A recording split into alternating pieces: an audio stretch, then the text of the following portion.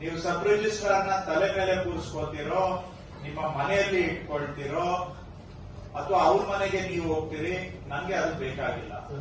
RTC ಅಲ್ಲಿ entry ಆಗ್ಬೇಕು. ಯಾವತ್ತಾಗುತ್ತೆ?